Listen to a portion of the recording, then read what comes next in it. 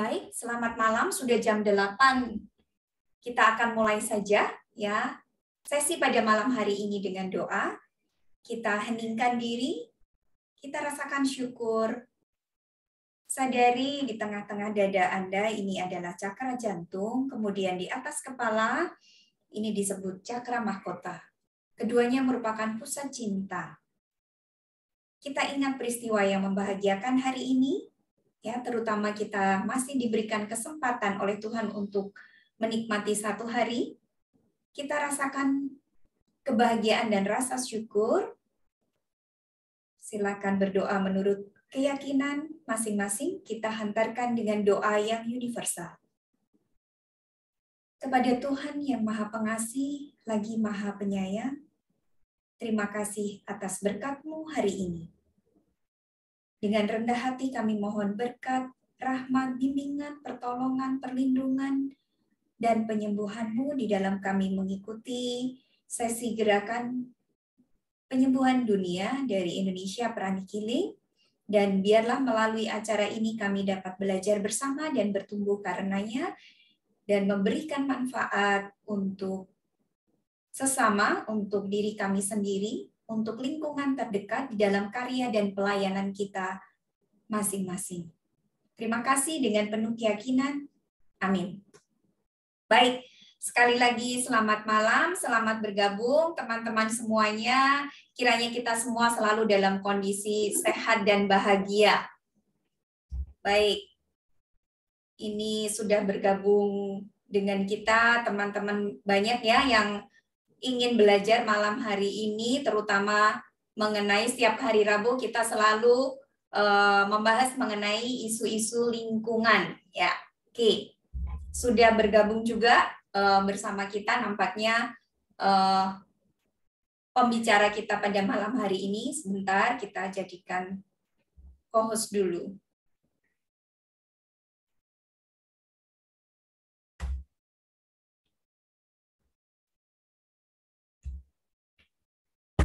Baik, acara pada malam hari ini seperti biasa terselenggara berkat izin dari Institute for Inner Studies yang merupakan induk dari organisasi Pranic Healing di seluruh dunia, dan di tempat kita di Indonesia tentunya di bawah Yayasan Prana Jawa Bali atau dikenal dengan Indonesia Pranic Healing. Baik, tanpa berpanjang kata ya, kita akan segera saja mengawali ya, masuk ke tema pada malam hari ini, yaitu tentang sawit ya. Oke. Seperti kita ketahui bahwa sawit itu membicarakan sawit itu merupakan ya isu kontroversial ya, bisa membuat ketidaknyamanan, tapi ini merupakan realitas hidup yang ada sekarang ya. Karena terkait realita ini kita perlu memahami kompleksitas masalahnya. Ada negatif dan positifnya, sama dengan berbagai realita kehidupan pada umumnya ya, selalu ada positif dan negatif. Nah, sesungguhnya sawit itu sangat dekat dengan kita. Sejak dari minyak goreng yang kita pakai, bahan lotion dan sampo yang kita pakai, ya, juga bahan bakar berupa biosolar. Nah, karena itu malam ini kita akan mengundang seorang pakar atau profesional di bidang pengembangan ekonomi dan tata kelola pembangunan berkelanjutan. Ya, saat ini beliau merupakan konsultan dan peneliti lepas yang mengerjakan berbagai topik terkait keuangan berkelanjutan, politik tata kelola berkelanjutan, dan pengembangan ekonomi masyarakat berkelanjutan. Oke.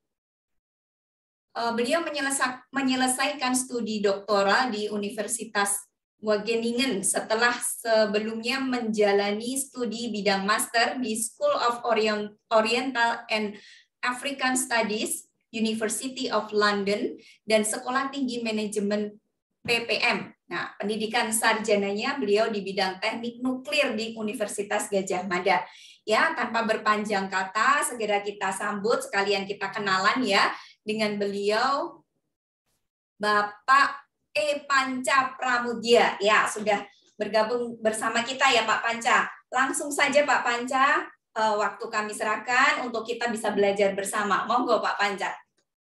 Terima kasih Selamat malam teman-teman. Selamat malam. Ya Pak, waktunya 30 menit, silahkan memanfaatkan. Teman-teman nanti juga ada waktu untuk bertanya kepada Pak Panca. Monggo Pak Panca.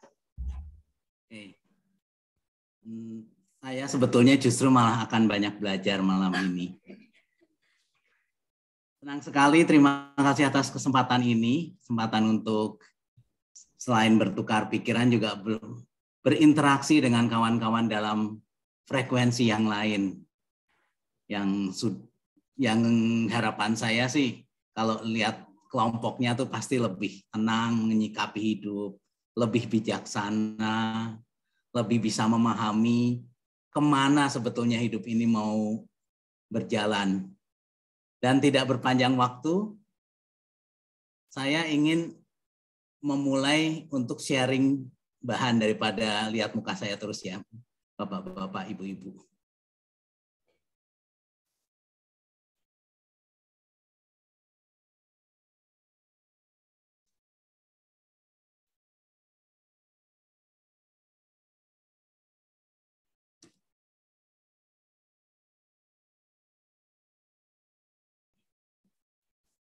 Oke, saya mulai dari bicara tentang pohon yang ini. Ada yang bilang bukan pohon, nggak boleh sebut pohon. Ada yang bilang sekedar ini bolehnya sekedar tanaman, ada yang bilang juga pohon. Dari penampakan pohonnya sendiri sudah menimbulkan debat. Belum lagi. Panca, gambarnya hilang. Screen-nya. Gambarnya. Kelihatan tuh Mbak Maya? Di saya gambarnya balik ke pancanya soalnya. Oh. Atau saya share ulang ya. Oke.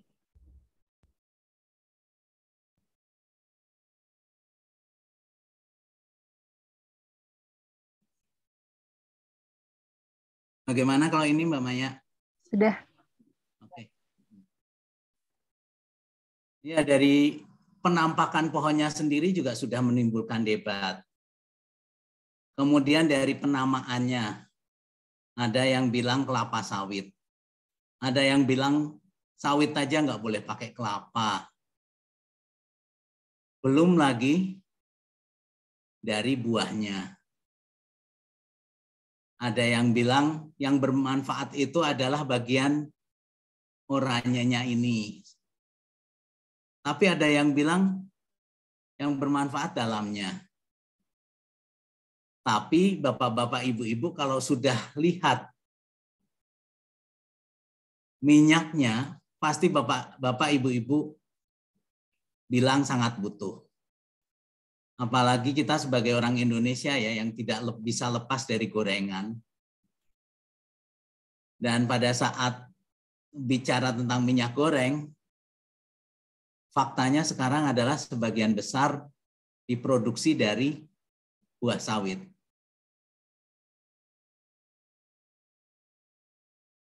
Tapi itu pun tidak serta-merta membuat kita nyaman.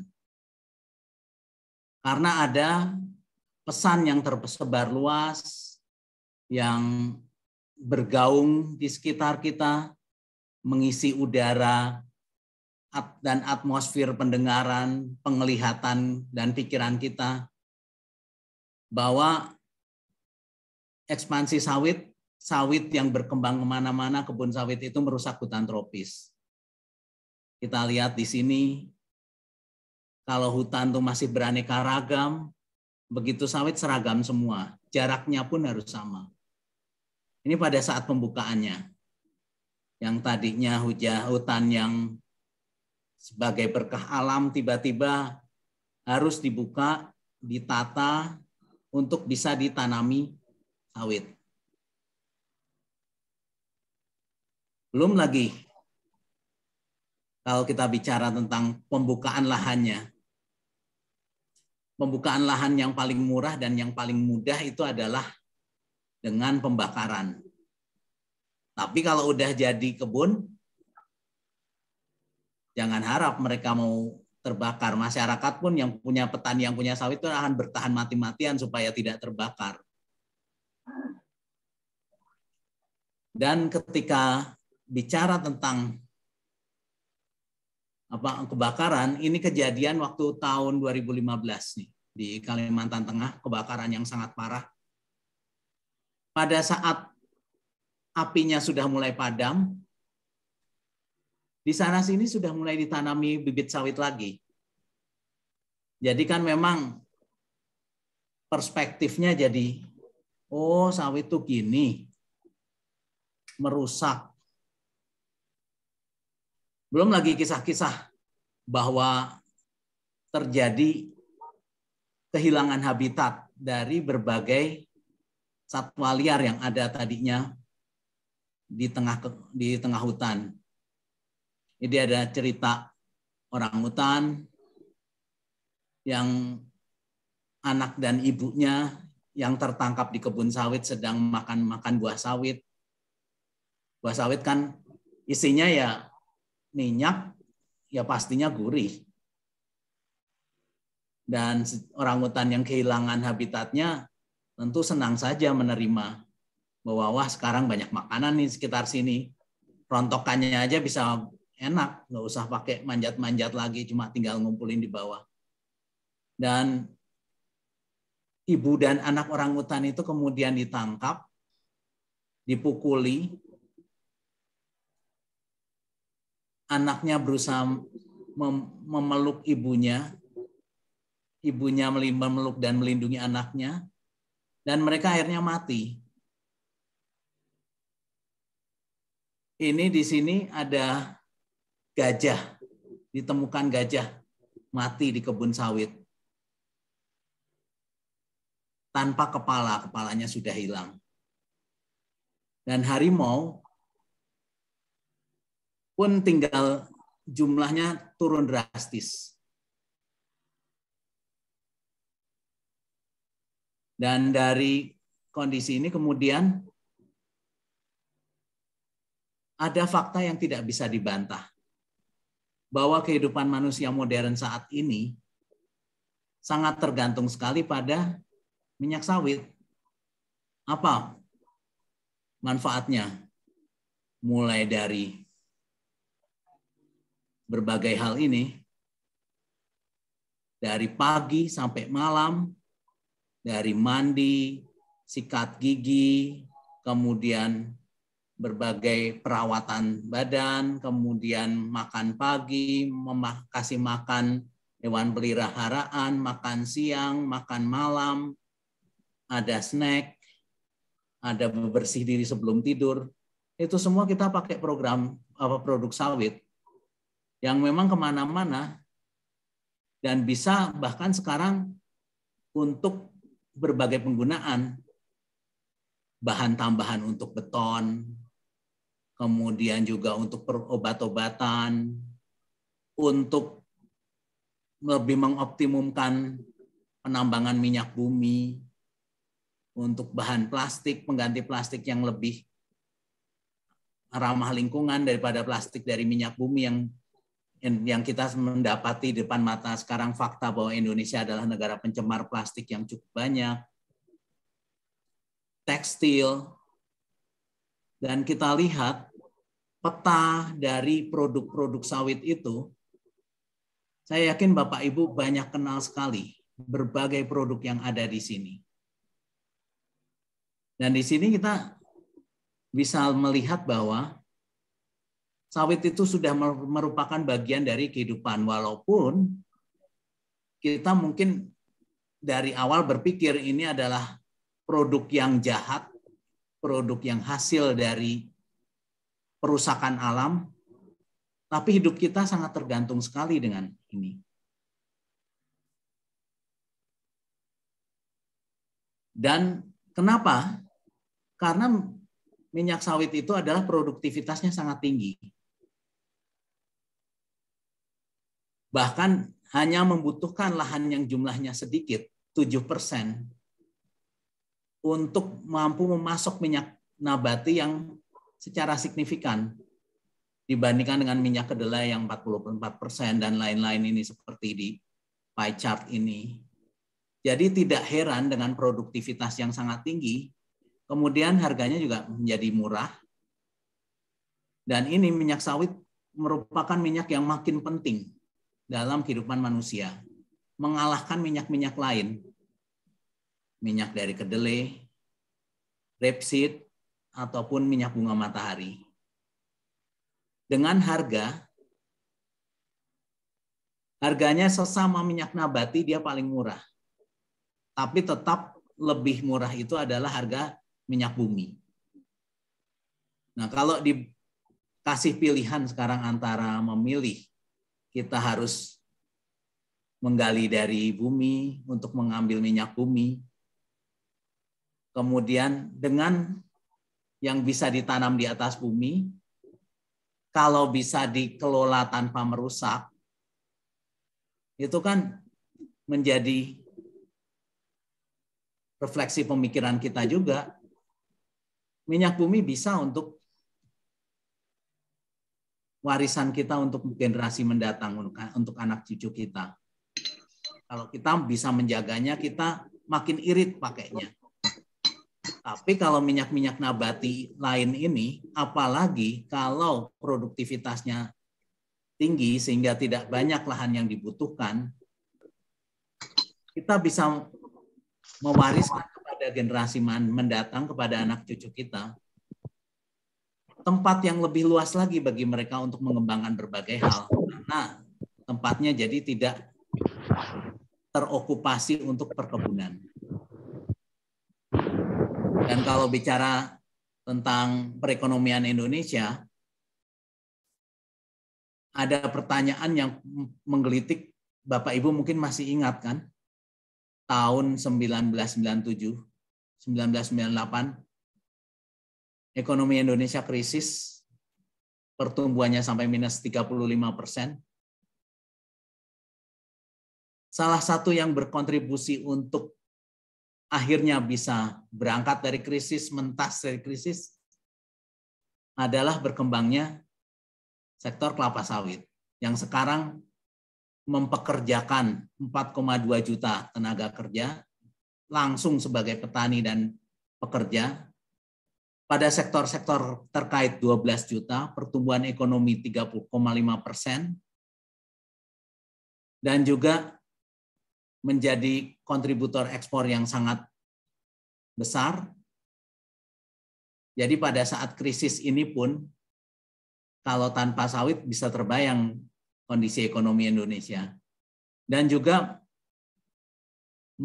berkontribusi terhadap kemandirian energi yang tadinya kita masih ingat ya, sampai tahun-tahun 2010, 2011, 2013, tiap mau naikin harga BBM, demo besar-besaran, bentrok di depan gedung DPR. Tapi sekarang dengan mulai adanya bahan bakar fosil diganti dengan bahan bakar nabati, ada campuran di situnya, belum diganti sepenuhnya, walaupun campurannya juga sampai sekarang baru 30%, tapi sudah hemat devisa, sudah menyediakan alternatif kepada kita untuk tidak tergantung pada minyak bumi. Dan kalau kita, Bapak Ibu punya kesempatan untuk jalan-jalan di desa-desa di Sumatera, di Kalimantan, ini adalah rumah-rumah transmigran.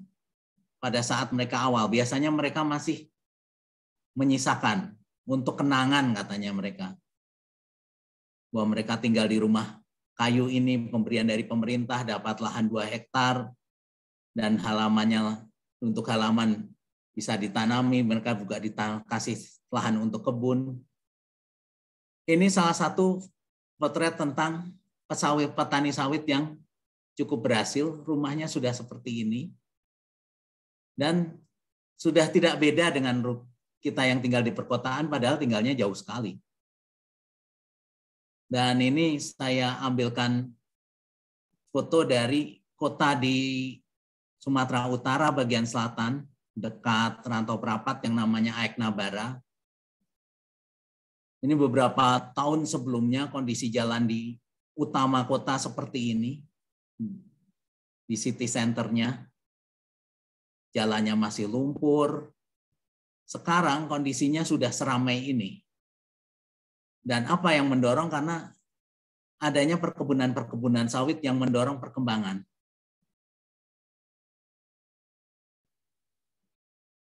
Tapi jangan lupa juga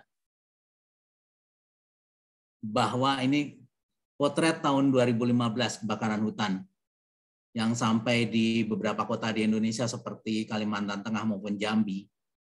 Langitnya saja jadi oranye.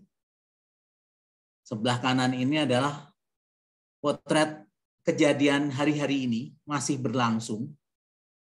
Kota-kota seperti Sintang, Sanggau, banjir sangat tinggi, parah. Kemudian juga berkembangnya berbagai perkebunan sawit memberikan polusi yang cukup parah. Ini dari kebun sawit, dari pabrik kelapa sawit yang mengolah dari buah sawit itu jadi minyak kasarnya, CPO-nya. Ini limbahnya seperti ini, dan ini bau. Tapi di sisi lain sebetulnya ini juga adalah sumber energi. Ini salah satu pembangkit listrik dari tenaga biogas. Yang sebetulnya ini tinggal ditutupi kolam limbahnya. Bisa seperti ini dan untuk menggerakkan turbin untuk listrik.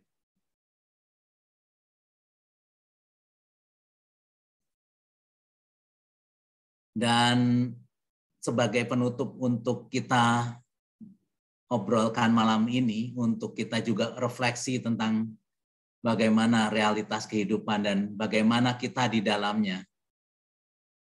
Saya berusaha merangkumnya bahwa ketika bicara tentang sawit, kita bicara konversi lahan, tapi juga transformasi masyarakat, kontribusi ekonomi, penggunaannya beragam, ada kesejahteraan petani di sana, walaupun juga ada petani yang tidak sejahtera juga setelah menanam sawit, kasus itu tetap ada dampak lingkungan. Kita tidak bisa secara langsung bilang sawit itu jahat atau sawit itu hanya baiknya saja, sawit itu hanya berguna seluruhnya, atau sawit itu mudarat. Tapi di sekelilingnya adalah berbagai kejadian, berbagai fenomena, berbagai dampak, berbagai penyebab yang bertautan secara kompleks. Dan dalam menyikapi ini, salah satu cara-caranya yang paling masuk akal dan paling realistis adalah bagaimana memperbaiki ini semua.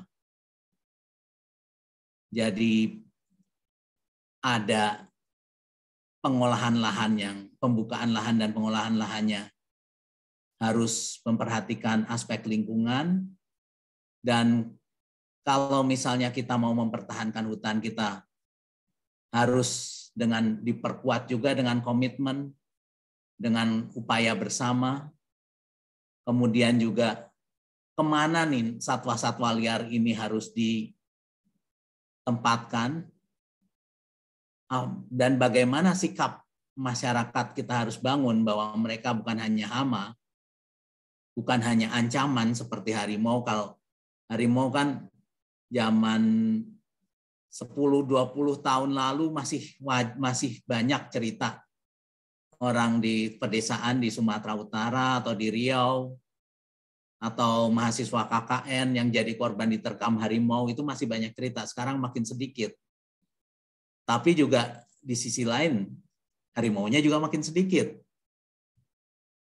Kemudian juga bagaimana masyarakat bisa memperoleh dampak yang sebaik-baiknya, dan berbagai bencana ekologis bisa dihindarkan. Dan ini memerlukan berbagai upaya bersama, perbaikan di sektor sawitnya sendiri maupun berbagai aspek di sekelilingnya, pasarnya, produknya, supaya kita bisa mengelola sumber daya ini secara lebih baik dan lebih bertanggung jawab, lebih berkelanjutan. Mungkin itu yang ingin saya sampaikan sebagai presentasi untuk pembuka diskusi dan refleksi kita. Terima kasih. Baik, terima kasih sekali Pak Panca untuk paparannya yang luar biasa. Ya, jadi kita belajar langsung dari pakarnya, ini profesional di bidang ini. Jadi mari kita manfaatkan kesempatan untuk bertanya ya, karena tadi dikatakan bahwa ketika kita membicarakan mengenai sawit ya, mau dikatakan kelapa sawit atau sawit ya Pak ya. Jadi semuanya terkait dengan negatif dan positif atau kompleksitasnya di dalam kehidupan, kemudian kepentingan apa yang perlu diupayakan ya. Segala sesuatu selalu ada pro dan kontra, selalu ada positif, negatif, kemudian prioritas dan sebagainya. Ya, jadi mari kita lihat ini untuk kesempatan kita belajar dan melihat dengan dengan pikiran terbuka bahwa di balik negatifnya sawit ternyata banyak perbaikan juga di sektor ekonomi dan sebagainya. Ya, bagaimana kita mensikapi ini, dan silakan kalau ada pertanyaan-pertanyaan apapun terkait dengan tema pada malam hari ini, teman-teman sahabat Pranic Healing, silakan bisa langsung bertanya kepada Pak Panca. Mari. Silakan bisa langsung open mic atau Anda bisa chat, kita akan bacakan. Malam, Bu. Selamat malam, silakan Bu Agnes. Saya Agnes. Saya mau nanya sama Pak Panca dong. Pak Panca, saya kan di tradingnya palm oil. Jadi kalau untuk maksudnya kayak yang tadi Bapak bilang gitu, saya harus bagaimana ya Pak? Saya untuk memastikan kalau itu tuh untuk palm oil itu tuh tidak merusak gitu loh Pak.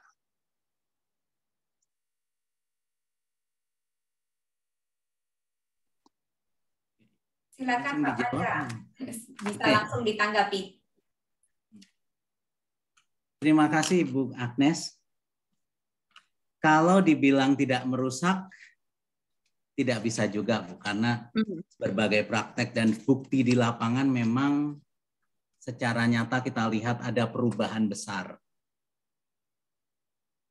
Tapi kalau dibilang semuanya merusak, itu juga di satu sisi melupakan juga bagaimana ada masyarakat yang hidupnya tergantung dari sana. Bahwa kita sebagai bangsa pun tergantung dari sana. Betul. Dan bagaimana kemudian jalan tengahnya adalah bagaimana mengupayakan supaya perkebunannya, perlakuan terhadap masyarakat, masyarakat adat yang tanahnya ada yang disebut hilang semuanya itu, dan kemudian buruh di pabriknya diperlakukan dengan pantas. Kalau misalnya ada pembukaan kebun baru, mereka diajak bicara, diajak dikasih tahu, oh ini loh konsekuensinya. Kalau memang mau ada kebun baru, mereka sadar sepakat atau tidak. Kalau tidak sepakat ya jangan dipaksa. Ini kan masalahnya seringkali bahwa terjadi pemaksaan-pemaksaan itu dengan menggunakan kekerasan. Apalagi kalau kita bicara masa lalu ya, dengan gampangnya orang mengerahkan aparat untuk membantu merealisasikan tujuannya.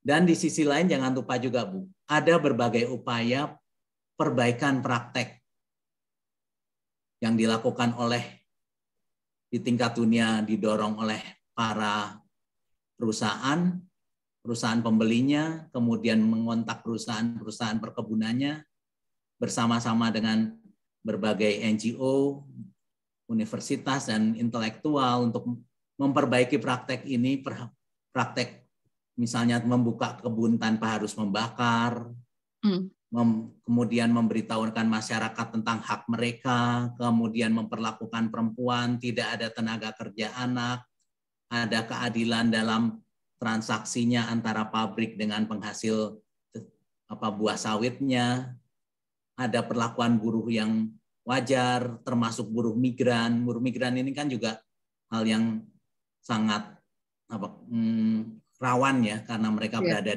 jauh dari tempatnya dan kemudian kerja tanpa tahu siapa yang harus melindungi mereka. Ada juga kenyataan bagaimana ibu-ibu beserta anak-anak yang mereka biasanya kan datang dari tempat yang sangat miskin, yang tidak mungkin juga buka kebun di sana untuk kerja jauh, kadang sampai 200-300 km jauhnya, membawa anaknya yang masih kecil tinggal di barak. Bagaimana perlakuan terhadap mereka diperbaiki.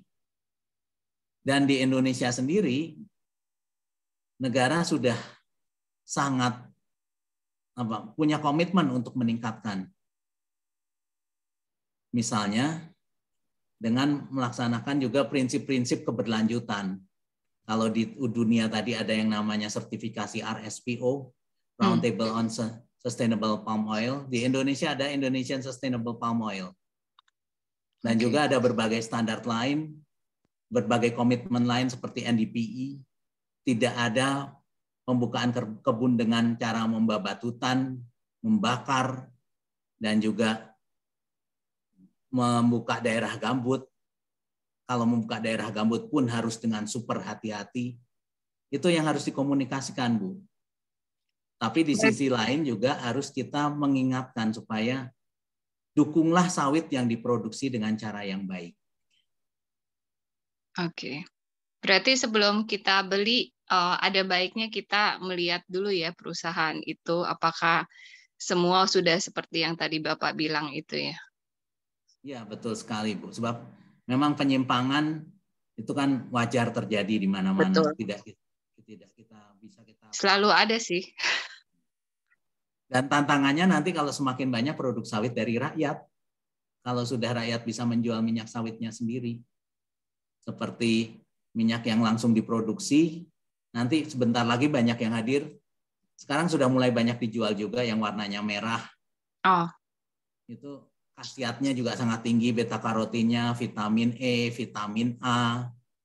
Itu bagaimana juga kita bisa mengkomunikasikan bagaimana mendukung rakyat, dan pasti produk rakyat karena baru, nanti tidak akan mengherankan kalau ada banyak masalah di awalnya yang perlu perbaikan, dan bagaimana kita bersama-sama memperbaikinya. Kalau bicara tentang perusahaan kan mereka lebih punya modal, tapi kalau rakyat itu bagaimana mereka nanti pekebun-pekebun ini kalau mengelola pabrik-pabrik skala kecil bisa dibantu supaya produknya lebih baik.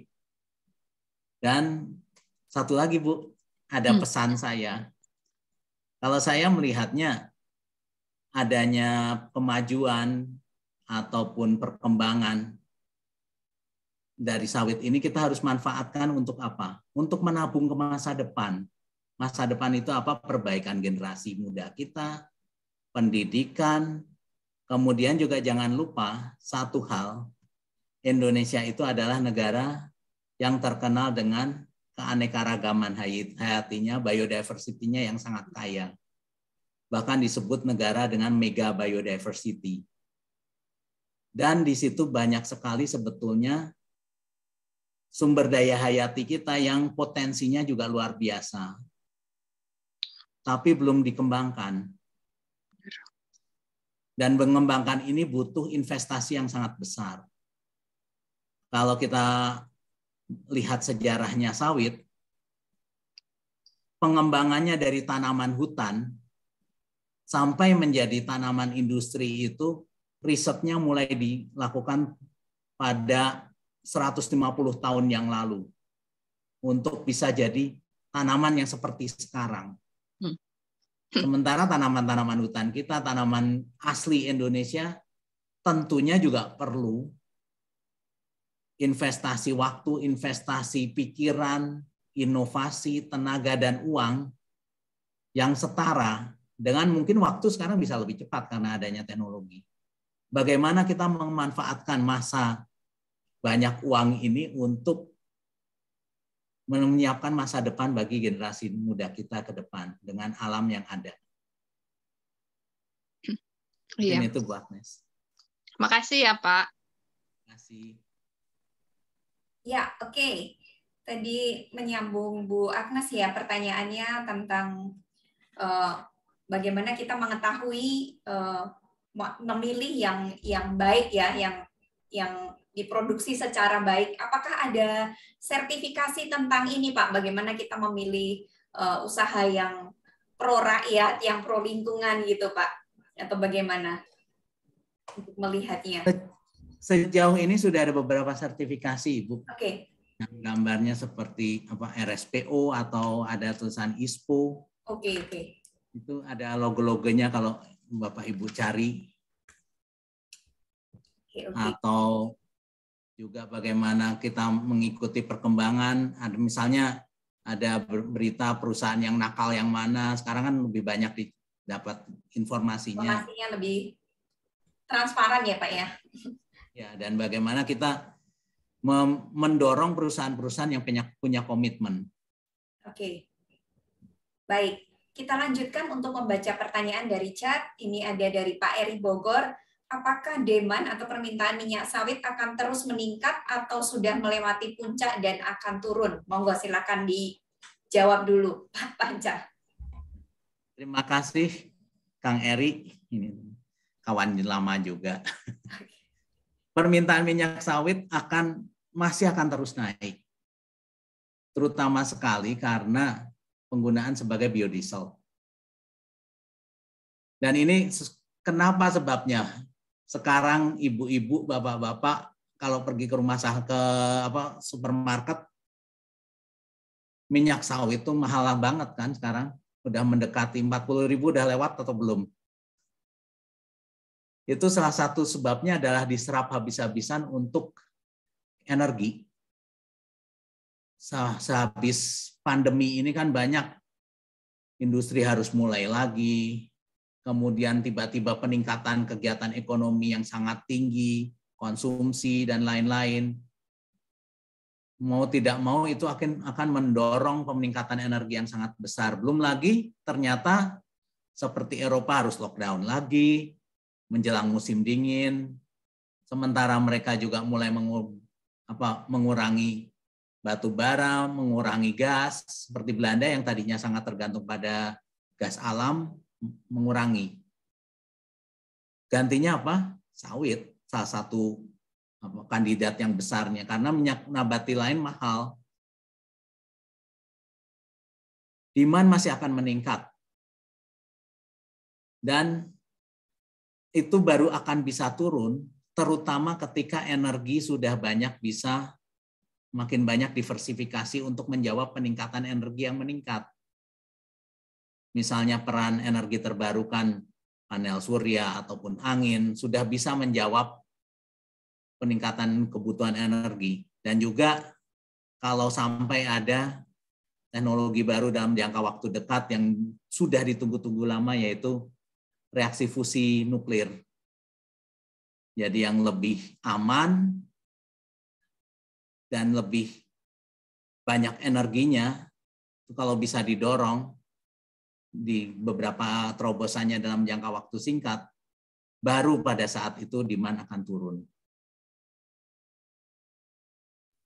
Oke. Mungkin itu. Ya. Terima kasih Pak Panca untuk jawabannya. Kita lanjut lagi ke chat yang berikutnya.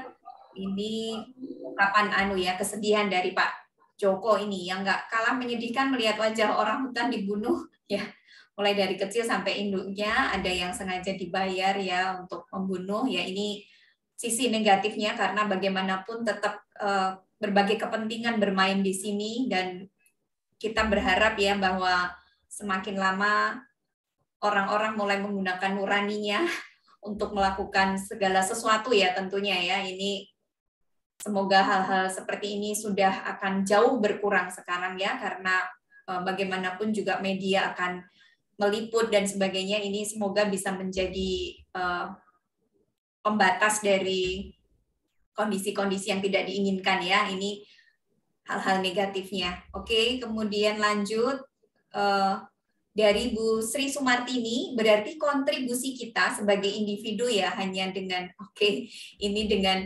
blessing twin heart meditasi ya untuk perbaikan dari berbagai sektor ya, tapi cerita dari Pak Panca membuka wawasan kita. Terima kasih Pak Panca ya. Jadi Nanti sesudah ini kita akan melakukan meditasi Twin Heart. Salah satu manfaatnya adalah untuk mengembangkan ya.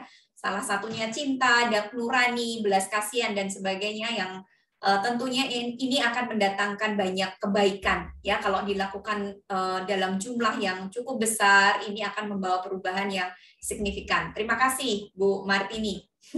Tidak ada pertanyaan, tetapi ucapan terima kasih untuk Pak Panca ini.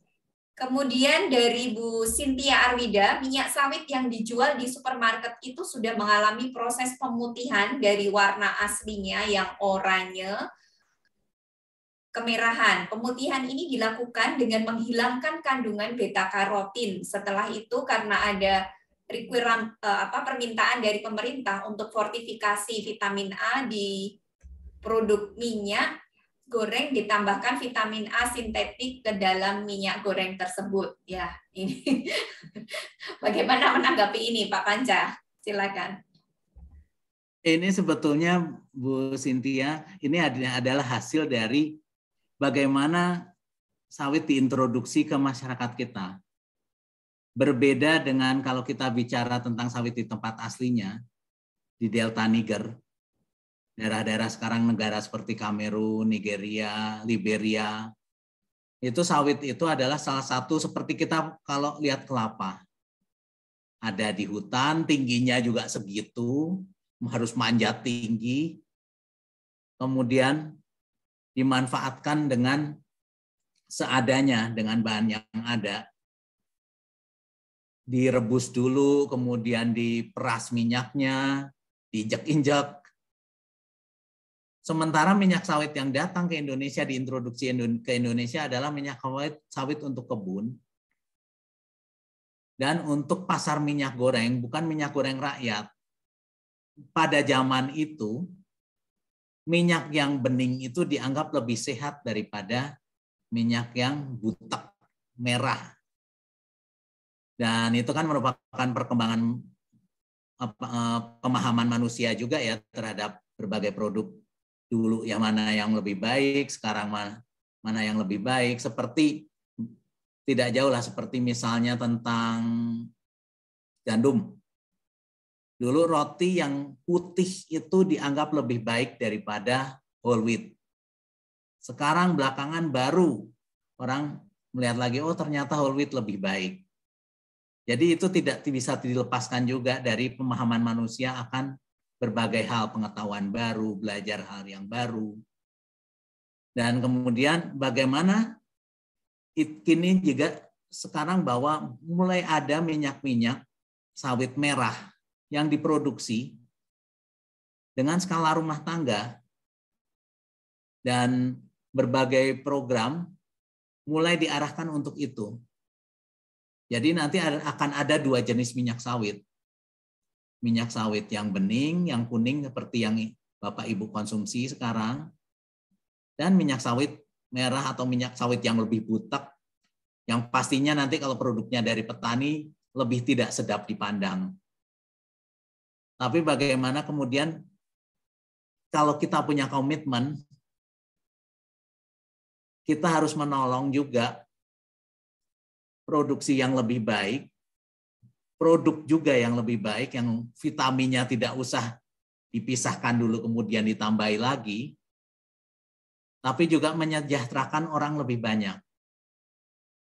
Dan menggerakkan berbagai inisiatif di tingkat warga, sehingga masing-masing bisa berkembang. Itu yang menjadi tantangan ke depan kita. Demikian.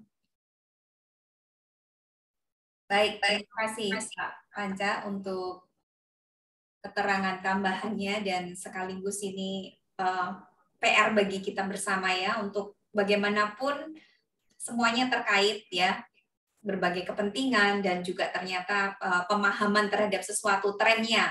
Seperti juga beras ya Pak ya, beras zaman dulu orang maunya dibikin putih, sekarang orang mulai mencari beras yang masih ditumbuk secara alami. Jadi dengan meningkatnya pemahaman orang dan bagaimana ini sampai ke masyarakat tentunya akan ada banyak perbaikan ya, karena orang berhak memilih dan di mana kita support di situ tentunya juga akan ada hal-hal baik terkait itu ya. Perbaikan selalu dimulai dari kita, apa yang kita pilih dan bagaimana kita melihatnya.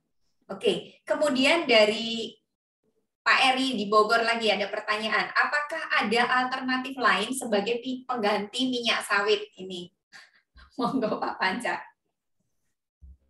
Kalau melihat minyak sawit sebetulnya sebagai minyak nabati yang tujuannya akhirnya minyak goreng atau akhirnya jadi untuk biodiesel, ya kita memandang tadi industri minyak nabati yang rentangnya cukup luas.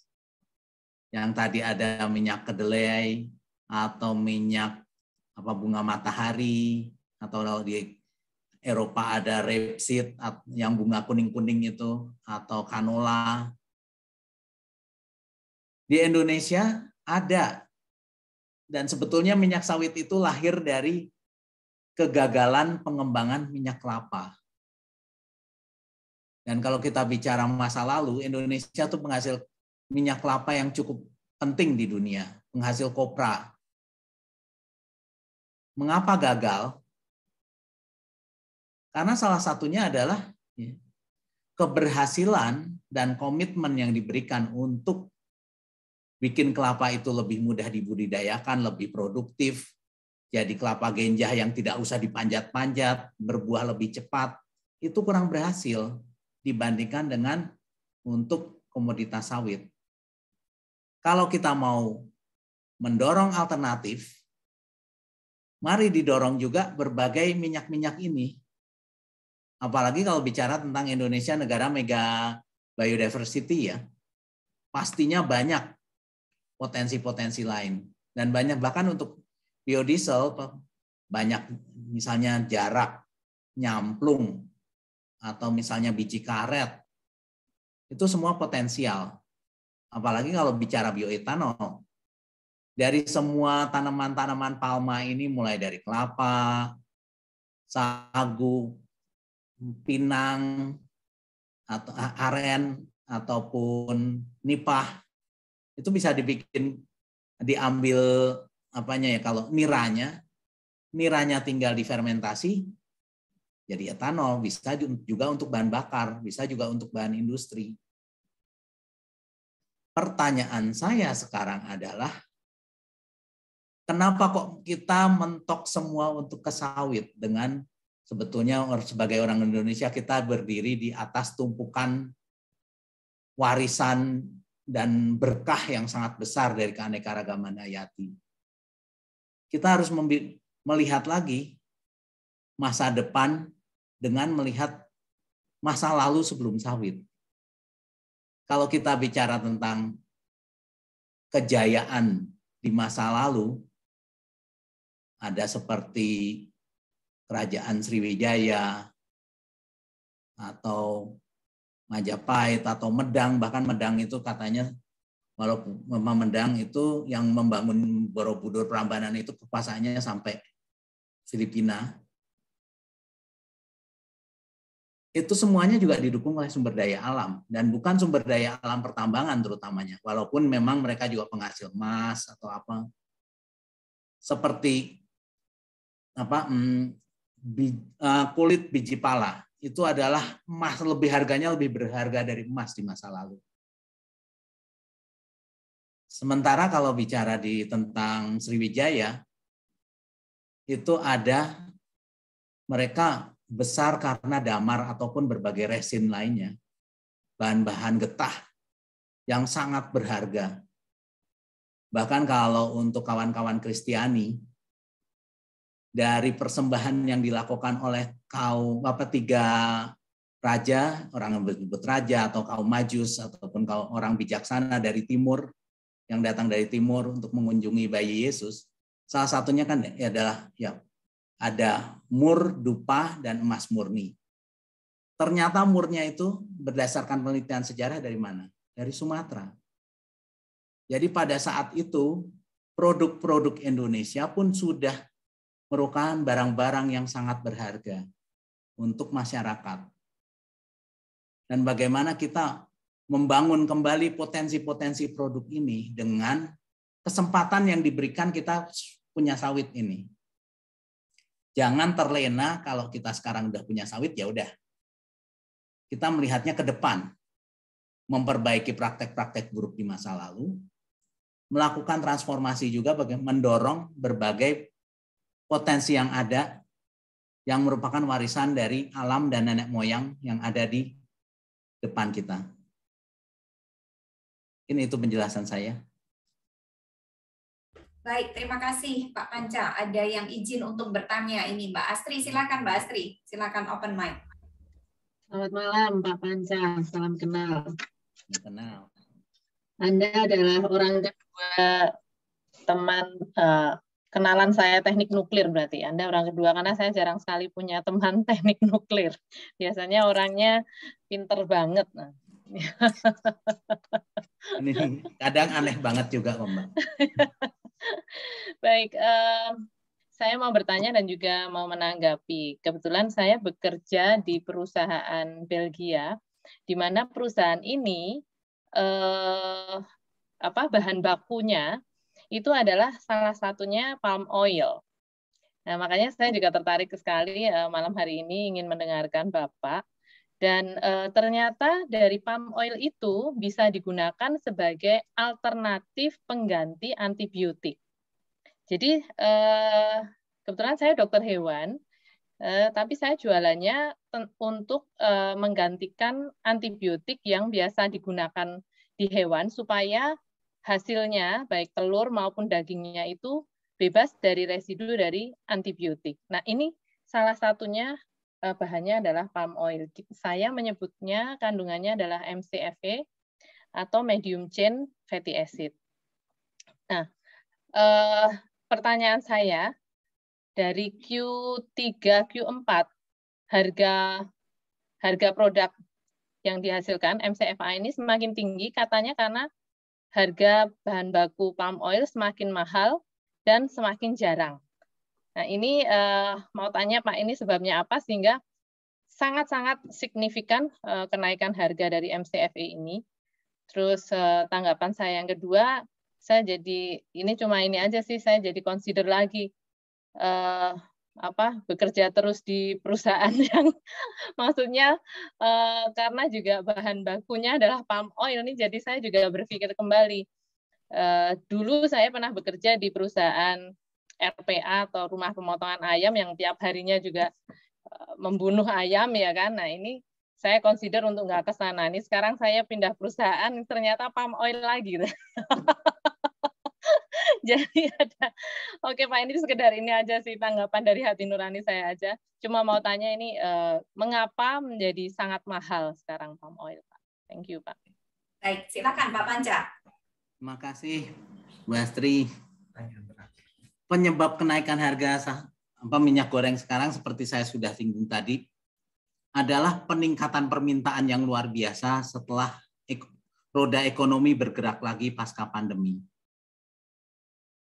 Dan namanya restarting economic engine itu, ya namanya restarting engine di mana-mana ya memang butuh tinggi.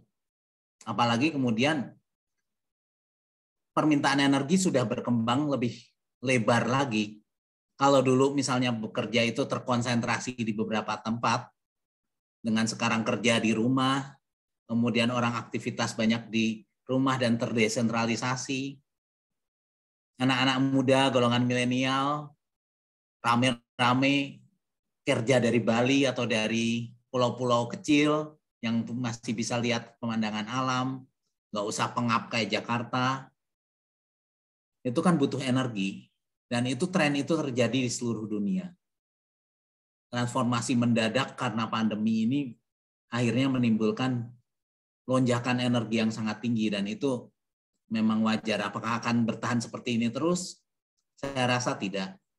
Tapi juga bagaimana kemudian industri energi ini menyikapi dengan diversifikasi, dan juga dengan apalagi dengan tuntutan supaya emisi turun.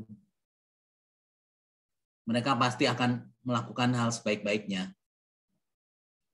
Dan terkait kebingungan tadi, resepnya kalau saya boleh kasih gini aja Bu Astri. sekali-kali Bu Astri jalan-jalan gitu ke, yang paling enak sih ke mana ya, ke Sumatera atau Sumatera Utara atau Riau atau Kalimantan Tengah, Kalimantan Barat, ngobrol dengan beberapa orang yang kerja di sawit sebagai buruh atau sebagai petani kecilnya, dan juga bagaimana bekerja di sektor hulu, sektor hilirnya dengan produk-produk antibiotik itu tadi untuk produksi pangan, peternakan, membantu berkontribusi terhadap peningkatan kesejahteraan mereka. Dan bagaimana kita mengupayakan peningkatan kesejahteraan ini dengan mendukung perbaikan tata produksi, tata kelola. Dan meninggalkan sawit dengan serta-merta itu bukan pilihan yang bijaksana buat mereka. Apalagi kalau kita bicara tentang perekonomian Indonesia, sektor pendorong utamanya adalah pertama sektor keuangan, kedua konsumsi, atau konsumsi malah pertama, ketiga pertambangan batu bara, migas, dan sawit. Dari 5 sektor utama ini kalau saya sebutkan, di mana petani terlibat paling banyak, di mana masyarakat bisa berkembang lebih banyak, di mana tadinya desa yang sangat terpencil, kita kunjungi 10 tahun kemudian sudah menjadi kota kecamatan atau bahkan kabupaten yang tingkat ekonominya sudah cukup aktif, bisa menyekolahkan anak sampai di Jawa, petani-petani itu dorongannya adalah sawit. Tapi kemudian ke depannya adalah membereskan, dan bagi saya tidak cukup membereskan seperti tadi. Kemudian bagaimana juga kita mendorong kekayaan hayati yang kita punya, supaya bumi yang kita wariskan ke anak cucu kita ini masih merupakan bumi yang baik, yang masih bisa mereka hidup dengan nyaman. Itu yang saya bisa sarankan, Bu Astri. Baik, terima kasih, Pak. Kiranya bisa menjawab pertanyaan teman-teman. Masih ada beberapa di chat ya. Namun kita waktunya cukup terbatas. Ini kita akan segera meditasi Twin Heart. Yang ingin bertanya langsung nanti bisa melanjutkan dengan Pak Panca ya, Pak Panca ya. Ini ya, ini dari Pak Rey ini juga nampaknya sudah dijawab tadi. Jadi kita fokus pada memperbaiki tata kelola sawitnya ya. Jadi harapan kita apakah ini mungkin di Indonesia ya, mari kita wujudkan mulai dari perubahannya, mulai dari kita sendiri dan bagaimana kita melihat, belajar dan bertindak ya. Semoga harapan kita bisa terwujud untuk Indonesia yang lebih baik, termasuk tata kelola sawitnya. Baik. Berhubung terbatasnya waktu, saya Kathy mewakili dari Indonesia Prani Healing dan teman-teman semuanya mengucapkan banyak terima kasih kepada Pak Panca Pramudia untuk informasi yang diberikan atas waktunya dan juga pencerahan bagaimana kita bisa melihat secara seimbang ya, bagaimana sawit dan dampaknya terhadap kehidupan kita secara menyeluruh. Tentunya ini akan menjadi pembelajaran bersama mengenai tema-tema lingkungan dan apa yang bisa kita lakukan sesudah ini. Terima kasih sekali Pak Panca. Kita harapkan masih ada sesi-sesi berikutnya dan monggo masih kalau masih ingin bergabung dengan kita sesudah ini kita ada meditasi Twin Heart ya. Beberapa teman juga saya lihat baru, jadi kita akan terangkan sedikit mengenai meditasi Twin Heart. Ya, sekali lagi terima kasih Pak Panca. Baik. Sama-sama ya. Oke.